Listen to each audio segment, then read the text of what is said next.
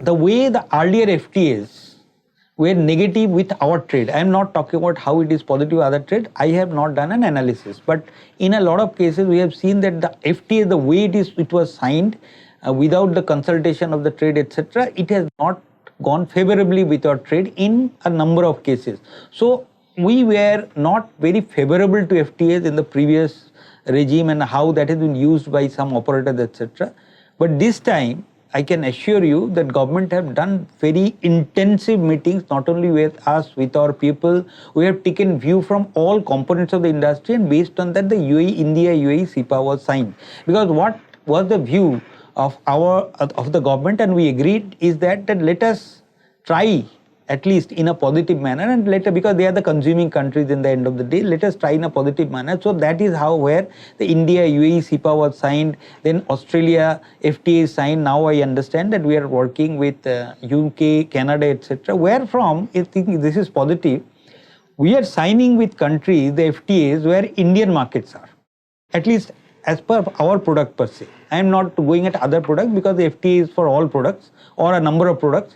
So our product per se, I will say that we are in a very positive footing. And if you see the export figures in the last 6 months, right now we have analyzed the figures from April to September. In May 1st, this India-UAE CEPA got into effect. It was activated. From that time, the gold jewelry exports to UAE has gone up by 20%. Initially, month to month, it was more than 30%, and it has generated a huge amount of enthusiasm in the market. Where the enthusiasm comes from, sir, you have to also understand. Where from the UAE enthusiasm helps the entire Indian spectrum. UAE buys mainly the handmade plain gold jewelry. Now, the handmade plain gold jewelry is manufactured by artisans down the line, down to the villages itself. So, in that sense, if any export is rising in the UAE segment, which mainly supports to the GCC countries, the South Asian countries, and etc., your handmade jewelry segment is going up, which is a very good sign, because our markets were getting eaten by, I think, Malaysia, Singapore, etc.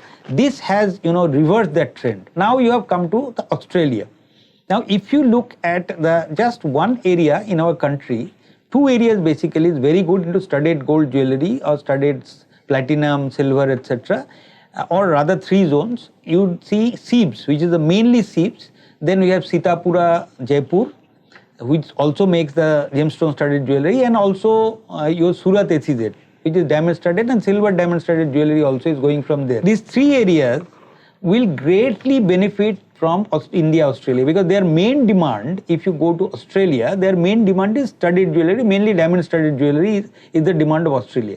That will gain. And if FTA with UK can happen, then it is a huge thing. After Brexit, UK is, of course, a major economy, and they are consuming our not only studded plain gold jewelry, because of huge Asian population. Yes.